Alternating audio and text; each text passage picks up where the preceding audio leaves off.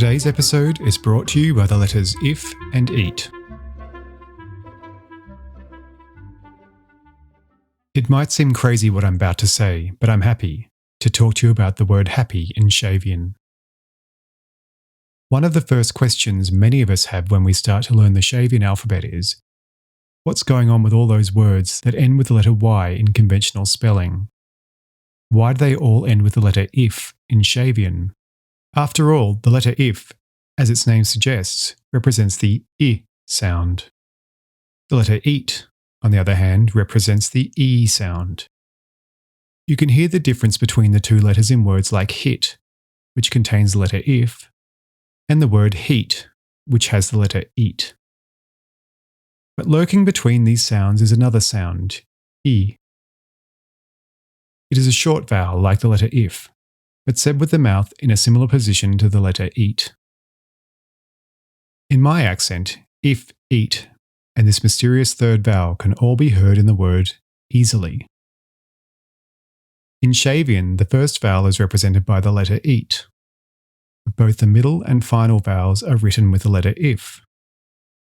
Why is that? Some people say it's because when Shavian was invented in the mid-20th century, that final Y on so many English words was pronounced, in the conservative received pronunciation accent, exactly the same way as 𝑖𝑗, so happy was pronounced happy. Since then, there's been a change in pronunciation toward more of an 𝑒 sound. This change has been called happy tensing. While it may be true that happy tensing has increased since the 1960s, I don't think that's the explanation. Happy tensing had been happening long before the 1960s. Listen to this clip from the first ever Christmas message by a British monarch, George V, in 1932. To those cut off from fuller life by blindness, sickness, or infirmity, to all, to each, I wish a happy Christmas. While George V clearly says infirmity, he also says happy Christmas, not happy Christmas.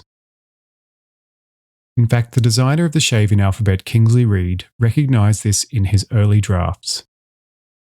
In 1941, the first draft of the alphabet that would later become Shavian included the Proto-Shavian letters 𝑖𝑝𝑦 for 𝑖 and 𝑖𝑝𝑜 for 𝑒. But there's also that third letter, 𝑖𝑝𝑟, right there, for the sound at the end of words like happy. Clearly, happy tensing was already well established decades before the design of Shavian was finalised. So what happened to the mysterious Proto-Shavian letter 𝑖𝑝𝑟?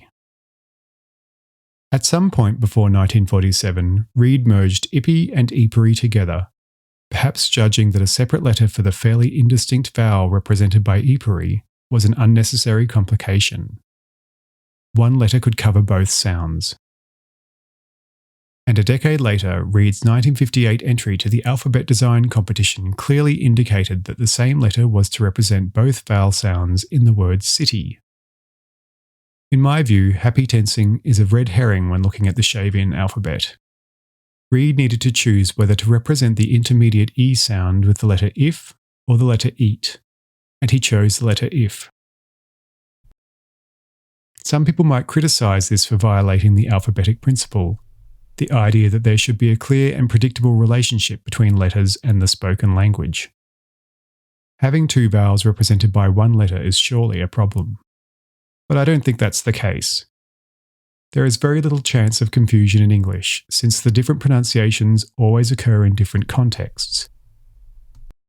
The main rule of thumb is that the letter 𝑖𝑗 usually represents the 𝑖 sound, except at the end of a word, where it represents a short, unstressed 𝑒. You can see this in the word lily, where the first letter 𝑖𝑗 has the 𝑖 sound, while the letter 𝑖𝑗 at the end of the word has the short, unstressed 𝑒 sound. This end-of-word pronunciation of 𝑖𝑗 stays the same even when suffixes are added, for example when lily becomes lilies. This is predictable and systematic, and in practice easy to remember. Some people might still be asking, wouldn't it just be simpler just to use the letter 𝑒at at the end of words? After all, it sounds closer to what people say. You can see why this option was not followed when you look at some pairs of words. For example, take the words trusty and trustee. Trustee ends with the long stressed vowel represented by the letter eat. Trusty ends with the shorter unstressed vowel. If you used eat in both cases, the written forms of the two words would be indistinguishable despite their different pronunciation. Or take the word SETI, the search for extraterrestrial intelligence. The final vowel is short and unstressed. Changing the final vowel to eat changes SETI into a SETI, a fairly drastic change in meaning. In both cases, Shavian allows these words to be distinguished in writing, just as they are in spoken English. I'm aware of only one case where some theoretical ambiguity can come from having the letter if do double duty. The word candied, as in candied orange, includes the letter if with its tense pronunciation since it is at the end of the word candy. But the word candid, as in candid conversation, has the more relaxed usual pronunciation of the letter if since it is not at the end of the word. But because they both use the letter if, the words candid and candied end up being spelled the same way in Shavian. However, this one case is unlikely to cause confusion in practice, unless you happen to encounter a candid orange or find yourself having a candied conversation. And before you say it, using the letter eat instead would be no better, as candide has another meaning again. Absolute perfection is perhaps an unattainable goal. There will always be hard cases, but the approach adopted by Kingsley Reid in designing Shavian minimises them while also balancing the needs of practicality against the goal of perfection. The hard cases are thankfully rare, but if you are ever confused about which letter to use, look up the British received pronunciation of the word in a dictionary like the Oxford Dictionary. If the pronunciation is one of these vowels, use the letter if.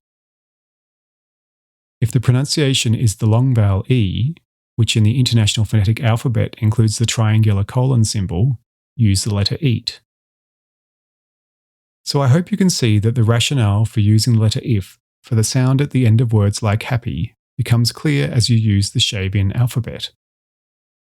It doesn't matter if you tense the vowel at the end of happy, as most of us do. Shavian was, I think, designed with this in mind. So next time you're wondering whether to use the letter if or eat at the end of a word, ask yourself, do I feel happy or do I feel happy? I feel happy! I feel happy! Ah, thanks very much.